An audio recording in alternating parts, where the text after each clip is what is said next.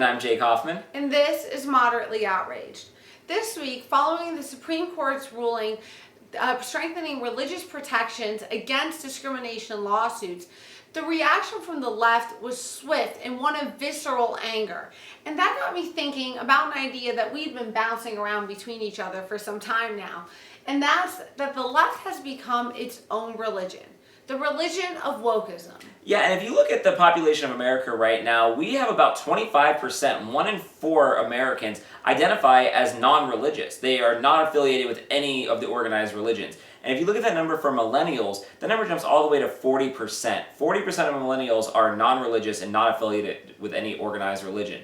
And then if you look at liberals and Democrats versus Republicans, that number is about 40% of non-religious people on the left and 11% of non-religious people on the right, which means that the right is significantly more involved in organized religion.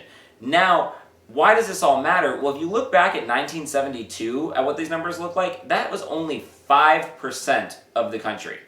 5% that were not involved with any organized religion. So over the past 50 years, we've 10x'd the amount of people who are no longer involved with religion. So why does all of that matter? Why is this a big deal in 2020? Well, because even if you don't subscribe to the philosophy of a certain religion, there are certain aspects of organized religion that fill this integral part of the human experience that we have, which is to be a part of something that's bigger than ourselves, to be part of movement, to believe in something, and to understand that there is a set of guidelines that allow us to figure out what is right and wrong. And right now, in 2020, we've got a large number of millennials who have no idea what they're doing. They're angry, they're confused, they don't know where they're going, and they don't have any sets of rules to guide them towards any guiding principles. So what are the rules of wokeism?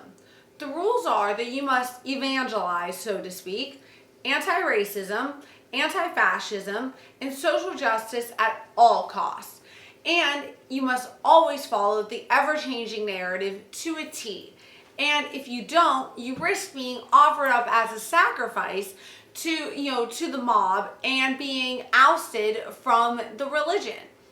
In addition to that, I talked about in episode 4 how the left wants to go back to this time before police, where communities were policed by social norms, where if you didn't follow the social norms, you were ousted from the community and from your friends and were socially isolated. And the problem with the left has been effective at doing this with cancel culture. We are already seeing not just the beginnings of this, but this in full-fledged motion. Yeah. But the problems with this is that within wokeism, they are both the creators of the social norms and the arbiters of justice. Yeah, if you're somebody that's been active on the right in politics, like I have over the past 5 to 10 years, you've heard people that are screaming about this kind of thing because it started over here on the right. It started with people like guys like Ben Shapiro and Sam Harris and Eric Weinstein and Joe Rogan even, these people that were branded as the intellectual dark web and alt-right just because they had pretty common sense dissents over Joe Rogan was the intellectual dark web? Intellectual dark web. I'm just telling you what the reality is because he disagreed with the fact that men shouldn't be able to beat up women in martial arts fighting. That's pretty much where his claim to fame came from. Oh yeah, that's right. They say he's like the alt-right adjacent for that. Yeah, alt-right adjacent. I mean, the point is that Joe, we're with you. But the point is that all of those people have been telling you we just want to talk. We just want to have conversation. We're just having podcasts. And these are people that have been protested on college campuses, people that, they're not allowed to speak certain places, they're demonetized on YouTube, all of those types of things. And again, trying to warn you that they're eventually going to come for you. It doesn't just stop with, we don't like your right-wing policies. It's now taking over people on the left as well. And it could be, it doesn't, the problem with the whole thing is that it's not like there's a leader to go to. It's not like there's somebody that's the king of wokeism or, the grand marshal of wokeism, which is going to happen at some point. Someone's eventually going to step into that place. But the reality is it just could be some blogger in New York City who doesn't like what you have to say. Then they write an article and post it on Twitter, and all of a sudden they're playing priest and sending you to as the sacrifice, and they're saying like, look, like you've sinned, and you're out of the religion, you're out of wokeism, and it's starting to affect people that are even on the left. The religion has started to come for some of its brightest stars, and I mean brightest. I'm talking Lin Manuel Miranda and J.K. Rowling. Now, Lin Manuel Miranda, for those of you who don't know, is the writer and star of Hamilton. And 4 years ago, in 2016, just a short while ago, the left was singing his praises. And it was the hottest ticket in town. It was a show written by a Puerto Rican immigrant that featured black actors playing roles that should have been, that were historically, old white men. So it was such a new and innovative play that was multicultural and everything that the left loves.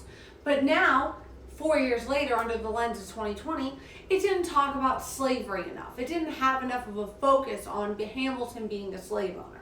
And Lin Manuel Miranda essentially apologized for this, saying, I wrote this in 6 years. I grappled with a lot, and I did the best I could to fit everything in a 2.5 hour play.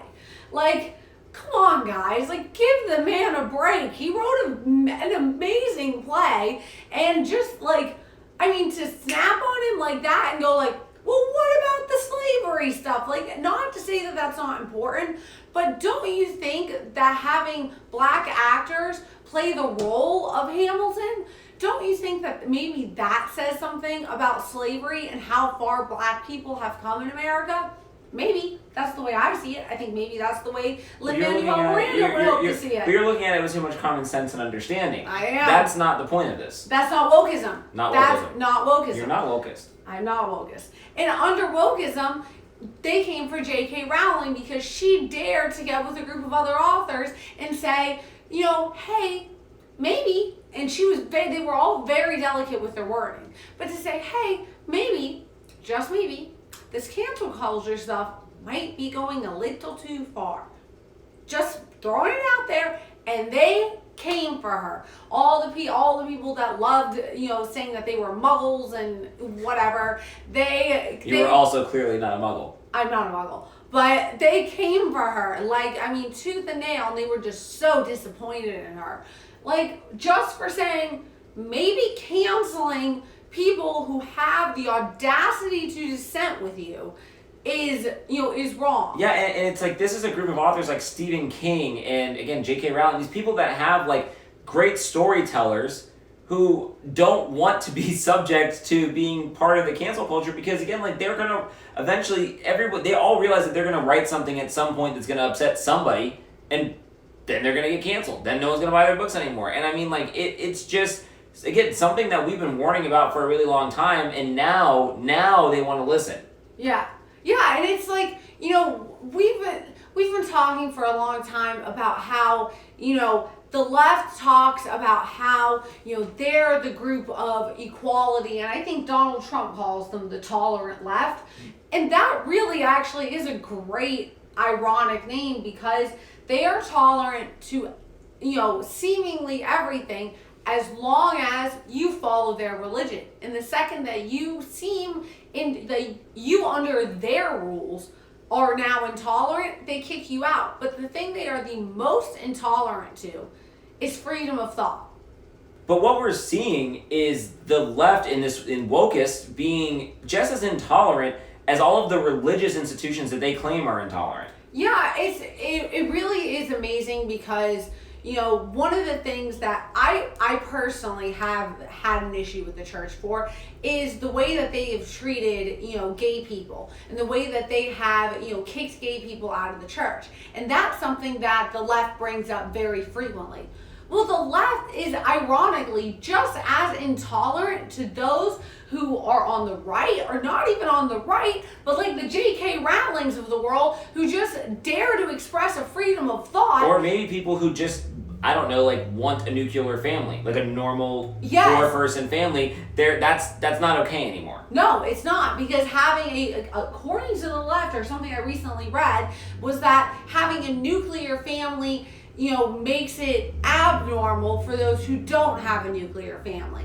And in this search for eternal equality, we will always, inequality will always be present. But that is, again, another show for another day. But my point is that the left in wokeism has become as intolerant to those who dare to have a freedom of thought as the church has been to those who dared to be gay. Yeah, and one of the things that I want to get across is that, like, I'm not even saying we need to get all these millennials back in church, although it probably would help a little bit.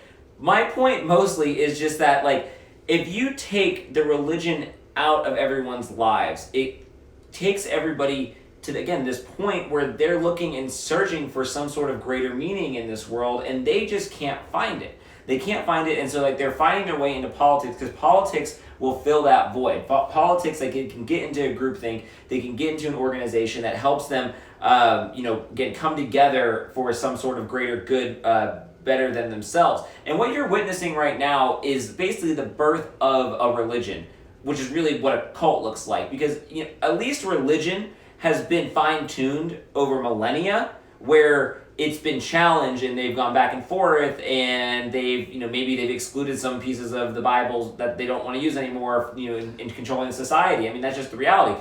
But what you're watching right now is a group of people that are starting to figure out, like, what is this religion? What are our rules? What are these things? And then again, it's going to eventually collapse upon itself. I can only hope it collapses upon itself. But what I really think that we need to be doing is we need to be treating these people who are these wokists, because that's what I want to start labeling them. They're wokists. They are the extremist of the left, because it's not even all Democrats, because there's plenty of moderate Democrats out there that have some reasonable thoughts and common sense dissent from what I'm talking about, and those are not the people I'm talking about. I'm talking about people that are so far... But even the reasonable Democrats, in order to bow to the wokists, are wearing the kente robes and kneeling in the White House or in the don't even get me started on the robes and Nancy Pelosi. But that was in order to bow to the wokists and no one else. Yeah, and so my point though is that these wokists are eventually going... We should be treating them the same way we treat extremist Muslims. We should be treating them the same way that we treat extremists in religions.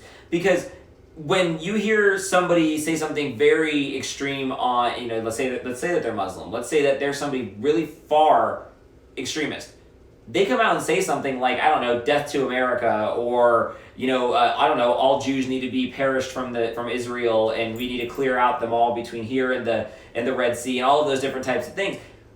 We condemn them. And then people that are of that faith, other Muslims will say, that's not representative of our entire faith.